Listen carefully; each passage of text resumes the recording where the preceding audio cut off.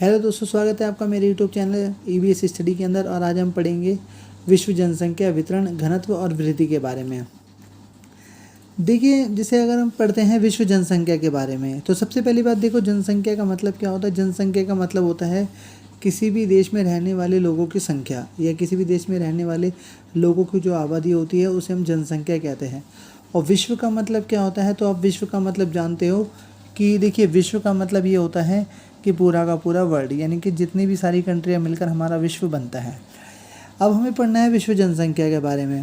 अगर हम दोस्तों देखें कि किसी भी देश का जो वास्तविक धन होता है वो उसके निवासी होते हैं। निवासी का मतलब जो लोग वहाँ पे रह रहे होते हैं। और उस देश के निवासी उस देश के संसाधनों का क्या करते हैं, इस्तेमाल करते हैं। और किसी भी देश की पहचान उसके लोगों से होती है। आप जानते हो कि उसके लोग अच्छे हैं तो उस कंट्री को अच्छा कहा जाता है। और अगर उस देश के अंदर लोग ज़्यादा से ज़्यादा क्राइम कर रहे हैं, क्रिमिनल बैकग्राउंड के हैं, तो उस देश को अच्छा नहीं समझा जाता। यह जानना जरूरी है कि किसी भी देश में स्त्रियों की संख्या और पुरुषों की संख्या कितनी है, हर साल कितने बच्चे जन्म लेते हैं, कितने बच्चे की मृत्यु होती है और कैसे होती है, वो नगरों में रहते हैं, शहरों में रहते हैं या गाँव में रहते हैं, कितने लोग साक्षर यानी कि पढ़े लिखे हैं, और क्या वो क्या काम करते हैं। और इन सारी बातों का हमें ध्यान रखना है और इन सारी बातों के बारे में हम अध्ययन करेंगे। 21वीं शताब्दी के अंदर सब शुरू के अंदर जो विश्व की जनसंख्या थी वो 600 करोड़ से अधिक दर्ज की गई थी। और यहाँ हमें जनसंख्या के बारे में और उसके घनत्व के बारे में पढ़ना है। अगर हम देखें तो विश्व में जनसंख्या का वितरण असमान है, यानी कि जो विश्व में जनसंख्या फैली हुई है वो पूरे वर्ल्ड में सबकी एक जैसी नहीं है। हर देश की जनसंख्या अलग अलग है। ऐसे ही हमारा एशिया की जनसंख्या की बात करें तो जॉर्ज बी क्रैशी का कहना था कि एशिया में बहुत अधिक स्थानों पे कम लोग और कम स्थानों पर बहुत लोग रहते हैं। यानी कि एशिया में ऐसी जगह हैं कि काफ़ी जगह पर जहाँ पे कम लोग रहते हैं, पर ऐसी जगहें भी हैं जो बहुत कम जगहों पर काफ़ी ज़्यादा लोग रहा करते हैं। और विश्व में जनसंख्या के वितरण के रूप में यही बात सच है। अगर हम बात करें विश्व में जनसंख्या को लेकर, तो विश्व में जनसंख्या के वितरण और घनत्व के प्रारूप हमें किसी भी क्षेत्र की विशेषताओं को समझने में सहायता करते हैं। सबसे पहले जनसंख्या शब्द का अर्थ है कि भूपृष्ठ पर लोग किस प्रकार वितरित हैं, यानी कि ज़मीन पर, जैसे किसी कोई कंट्री हुआ या किसी ज़मीन पर लोग किस तरीके से बटे हुए हैं। मोटे तौर पर अगर हम देखें तो 90% विश्व की जनसंख्या विश्व के 10% भाग पर निवास करती है।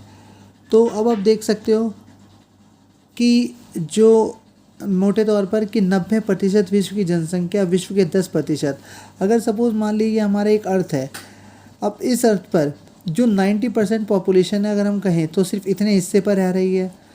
और अब बाकी जानते हो कि पूरे वर्ल्ड के अंदर अगर हम बात करें जो हमारी अर्थ है, तो हमारी अर्थ में जो 75 हिस्से पर क्या है, वाटर है, यानी कि 3/4 पार्ट तो हमारा वाटर से कवर है। और उसके बाद अगर हम देखें तो बाकी पर क्या है, हमारा लैंड है। तो उन्होंने ये कहा है कि 90% विश्व की जनसंख्या उसके 10% भाग में रहती है। और विश्व के 10% आबादी वाले जो देश हैं उनमें 60% से ज़्यादा जनसंख्या निवास करती है।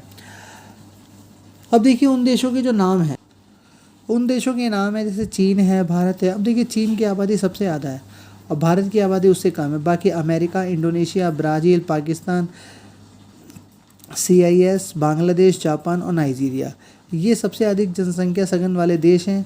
उसके बाद अगर हम देखें तो जनसंख्या के घनत्व की बात करें तो ज़मीन के उस क्षेत्र पर रह रहे लोगों की क्षमता। अगर हम देखें तो जनसंख्या घनत्व का मतलब क्या होता है, लोगों की संख्या और ज़मीन के आकार के बीच का जो अनुपात होता है। कहने का मतलब है लोगों की संख्या और ज़मीन के आकार के बीच के अनुपात को, उसे हम क्या कहते हैं, जनसंख्या घनत्व कहा जाता है। अगर हमें किसी भी जनसंख्या का घनत्व निकालना है तो हमारी जनसंख्या अपॉन में क्षेत्रफल। अब देखिए हम कैसे निकालते हैं।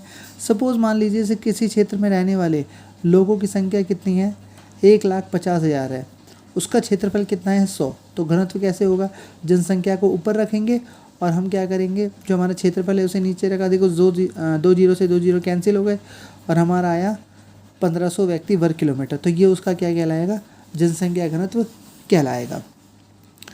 अगर हम देखें तो आप देख सकते हैं कि विश्व के सघन आबादी वाले क्षेत्र में प्रति वर्ग 100 प्रति वर्ग किलोमीटर के अंदर 200 से भी अधिक व्यक्ति निवास करते हैं। यानी कि जहाँ पर सबसे ज़्यादा आबादी होती है तो वहाँ पर क्या होता है, कम से कम हर जो प्रति वर्ग किलोमीटर है वहाँ पे 200 से भी ज़्यादा व्यक्ति रहते हैं। और ऐसे में कौन से देश हैं, जैसे संयुक्त राज्य अमेरिका का उत्तर पूर्वी भाग और यूरोप का उत्तर पश्चिमी भाग और दक्षिण पूर्व का एशिया वाला भाग, तो ये सारे के सारे।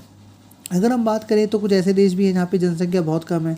अगर उत्तरी ध्रुव और दक्षिण ध्रुव की बात करें, उसके पास की बात करें, तो जहाँ पे उष्ण और शीत अगर हम देखें तो यानी कि गर्मी और सर्दी का मौसम होता है, शीत मरुस्थल होता है, जहाँ पे उच्च वर्षा वाले क्षेत्रों में भी जनसंख्या बहुत कम निवास करती है। यहाँ पर क्या है, जनसंख्या बहुत कम है, जहाँ से प्रति वर्ग किलोमीटर में एक व्यक्ति से भी कम लोग रहते हैं। अब आप देख सकते हो दोस्तों, यहाँ प्रति वर्ग किलोमीटर में 200 से ज़्यादा व्यक्ति रहते हैं। और जो बहुत गर्म एरिया होते हैं या बहुत ठंडे एरिया होते हैं तो वहाँ पे जनसंख्या का निवास कितना है, कम से कम 1 वर्ग किलोमीटर के अंदर सिर्फ एक ही व्यक्ति रहता है। इसी प्रकार दोस्तों अगर हम देखें तो 2 प्रकार के क्षेत्र हैं, एक मध्यम जनसंख्या वाले, एक उच्च जनसंख्या वाले। अब हम देखते हैं कि जनसंख्या को प्रभावित करने वाले कारक कौन कौन से हैं। देखो, जनसंख्या को प्रभावित करने वाले कारक क्या होते हैं। जनसंख्या को प्रभावित करने का मतलब है जनसंख्या वहाँ पे ज़्यादा पाई जाती है जहाँ पर लोगों को हर चीज़ की व्यवस्था मिलती है। कैसे, जैसे अगर हम देखें जल जीवन का सबसे इम्पॉर्टेंट पार्ट है और जिन क्षेत्रों में जल आसानी से उपलब्ध हो जाता है तो उन क्षेत्रों में ज़्यादातर लोग रहते हैं, क्योंकि जल का उपयोग हम पीने के लिए, नहाने के लिए, भोजन बनाने के लिए, पशु और फसलों उद्योगों के लिए किया जाता है। और जहाँ पे और पहले के टाइम में आपने देखा होगा कि जो पहले जितने भी शहर बसे थे तो वो सब नदियों की घाटियों के पास ही बसे हुए होते थे, क्योंकि वहाँ पे उन्हें हर पानी ईजिली मिल पाता था।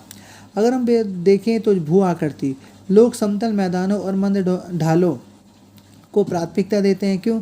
क्योंकि ऐसे क्षेत्रों में समतल मैदान यानी कि जो प्लेन मैदान होते हैं, मंद ढाल जहाँ पे ढलान ज़्यादा नहीं होती, एक तो वहाँ पे सड़क का निर्माण करना आसान होता है, उद्योगों के लिए आसान होता है। पर पर्वतीय और पहाड़ी क्षेत्रों में लोगों को विकास बहुत मुश्किल से हो पाता है। और उसके बाद अगर हम देखें तो इन क्षेत्रों में जनसंख्या भी कम पाई जाती है। गंगा का जो मैदान होता है विश्व का सबसे अधिक जनसंख्या वाले क्षेत्रों में से एक है, और जबकि हिमालय के पर्वतीय भाग कम जनसंख्या वाले हैं।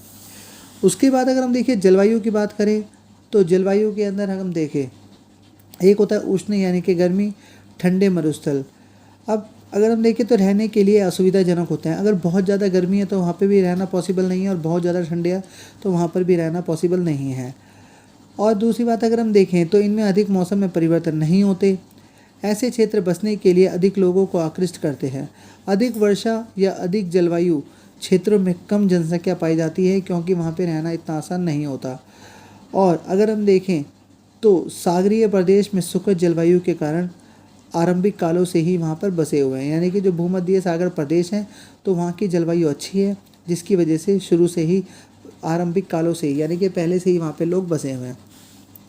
अगर मृदा की बात करें यानी कि मिट्टी की, तो मिट्टी जो इतनी जहाँ उपजाऊ होती है लोग वहीं पे रहना पसंद करते हैं। खेती भी क्योंकि वहाँ पे इजीली हो पाती है, इसलिए उपजाऊ की अगर हम बात करें तो उपजाऊ में दोमट मिट्टी वाले क्षेत्रों में अधिक जनसंख्या पाई जाती है, क्योंकि यह मिट्टी जो खेती होती है उसका आधार बन सकती है। और उपजाऊ मिट्टी वाले क्षेत्रों के अंदर जनसंख्या अधिक भी पाई जाती है। उसके बाद अगर हम देखें तो खनिज ऐसे क्षेत्रों में, खनिज के अंदर आप जानते हो, खनिज के अंदर जो हम खनन करके निकालते हैं, खनिजों से और उद्योगों से सबसे ज़्यादा रोजगार उत्पन्न होता है। रोजगार के लिए कर्मी जैसे क्षेत्रों में रोजगार के उत्पन्न होते हैं और जनसंख्या को सघन बना देते हैं। अगर हम देखें कि अफ्रीका में कटंगा, जाम्बिया, तांबा एक इसका ज़्यादा उदाहरण है। तो खनिज भी एक ऐसा कारक है जो जनसंख्या की बढ़ोतरी करता है और जनसंख्या को प्रभावित करता है, क्योंकि वहाँ पे हम उत्पादन बढ़ा सकते हैं और रोज़गार के नए नए अवसर भी लोगों को मिल सकते हैं। नगरीकरण की बात करें तो नगर का मतलब क्या होता है, शहरों का होना। और शहर किसे कहते हैं, जहाँ पे आबादी ज़्यादा होती है और उसके बाद वहाँ पे पूरी तरीके से शहर विकसित होते हैं, जैसे नए नए लोगों को रोज़गार मिलते हैं और शहरों के अंदर चिकित्सा की, शिक्षा की, स्वास्थ्य की सभी सुविधाएं उपलब्ध होती हैं। और अधिक और अच्छी नगर सुविधाएं नगरीय जीवन जो होता है लोगों को आकर्षक करता है, इसलिए। और अगर हम देखें तो लोगों को अपनी ओर खींचता है। जैसे गाँव को छोड़कर लोग शहरों में जाना पसंद करते हैं, क्योंकि वहाँ पे गांव के मुकाबले चीज़ें ज़्यादा आसानी से मिल जाती है और रोज़गार भी जल्दी से उपलब्ध हो पाता है। विश्व के विराट नगर प्रतिवर्ष बड़ी संख्या में लगातार अपनी ओर आकर्षित हो रहे हैं। अगर हम उद्योगीकरण की बात करें कि तो किसी क्षेत्र का उद्योगीकरण, जितने ज़्यादा उद्योग डेवलप होंगे आज अगर हम देखें तो जो वैश्वीकरण की वजह से उद्योगीकरण इतने ज़्यादा तेज़ हो रहा है कि लोगों को नए नए रोज़गार के अवसर उत्पन्न हो रहे हैं और भारतीय जो विदेशी कंपनियां हैं वो भारत में आकर व्यापार कर रही हैं, जिसकी वजह से लोगों को रोज़गार भी मिल रहे हैं और टेक्नोलॉजी भी बढ़ रही है। तो उद्योगीकरण सबसे इम्पॉर्टेंट पार्ट है रोज़गार के अवसर का और लोगों की जनसंख्या का भी। यहाँ पर जिस देश के अंदर या जिस शहर के अंदर जितने ज़्यादा उद्योग होते हैं तो लोग उस तरफ ही आकर्षित होते हैं, क्योंकि वहाँ पर लोगों को रोज़गार के अवसर मिलते हैं। और कारखानों में श्रमिक ही नहीं बल्कि परिवहन, परिचालक, दुकानदार, अगर एक कारखाना है तो कारखाने के बाहर दुकानदार हो गया, बेकर्मी हो गया, डॉक्टर हो गया, अध्यापक हो गया, अन्य सेवाएं उपलब्ध भी लोग होते हैं। जैसे कि जापान को देखें तो जापान का एक कोबे ओसाका प्रदेश है जहाँ पे अनेक उद्योगों की वजह से वहाँ की आबादी काफ़ी ज़्यादा बढ़ी है और वो क्षेत्र भी काफ़ी ज़्यादा बसा हुआ है। तो औद्योगिकरण भी जनसंख्या को प्रभाव के लिए या जनसंख्या को प्रभावित करने के लिए एक इम्पॉर्टेंट कारक है। उसके बाद अगर हम देखें तो सामाजिक और सांस्कृतिक कारक, देखो कुछ स्थान जो होते हैं धार्मिक और सांस्कृतिक कारण के कारण लोगों को अपनी ओर आकर्षित करते हैं। इसी प्रकार लोग उन क्षेत्रों को छोड़कर चले जाते हैं जहां सामाजिक और राजनीतिक अशांति है, यानी कि लोगों के साथ जहां भेदभाव होता हो, उनकी संस्कृति को महत्व नहीं दिया जाता हो, तो लोग उन जगह को छोड़ के चले आते हैं जहाँ पे लोगों को सामाजिक और संस्कृति का महत्व मिलता है। कई बार सरकार लोगों की जनसंख्या वाले क्षेत्रों में बसने और भीड़ भाड़ वाले स्थानों में चले जाने के लिए प्रोत्साहन देती है। तो क्या आप अपने प्रदेश में कुछ ऐसी बात बता सकते हैं? अब अगर हम बात करें जनसंख्या में वृद्धि की, देखो जनसंख्या में वृद्धि की बात करें तो जनसंख्या में वृद्धि के कारण बहुत सारे हैं जिसकी वजह से आज जनसंख्या में वृद्धि हो रही है। और जनसंख्या की वृद्धि का सबसे प्रमुख, जनसंख्या की वृद्धि के बहुत हानियाँ भी हैं। और जनसंख्या वृद्धि का मेन है, जनसंख्या वृद्धि इस वजह से है क्योंकि आज के टाइम में जन्म दर बढ़ती जा रही है और मृत्यु दर कम होती जा रही है, क्योंकि लोगों को शिक्षा, स्वास्थ्य सुविधाएं इजीली उपलब्ध हो पाती है। पर जनसंख्या वृद्धि की वजह से काफ़ी सारी परेशानियां भी है कि संसाधन कम होते जा रहे हैं, रोज़गार के अवसर कम हो रहे हैं। उसके बाद इस चीज़ का असर और शिक्षा ना होना भी जनसंख्या की वृद्धि का कारण है। और जनसंख्या वृद्धि होने से हमारे देश में रोज़गार के अवसर भी कम हो रहे हैं और गरीबी बढ़ने का कारण भी है। तो जनसंख्या वृद्धि के बहुत सारे कारण हैं। तो दोस्तों, अगर आपको मेरी ये वीडियो पसंद आई है तो प्लीज़ लाइक और सब्सक्राइब जरूर करें, और जनसंख्या वृद्धि के बारे में हम नेक्स्ट क्लास में पढ़ेंगे। और बेल आइकन का बटन ज़रूर दबाइए ताकि मेरी वीडियो के आपको नए नए नोटिफिकेशन मिलते रहें।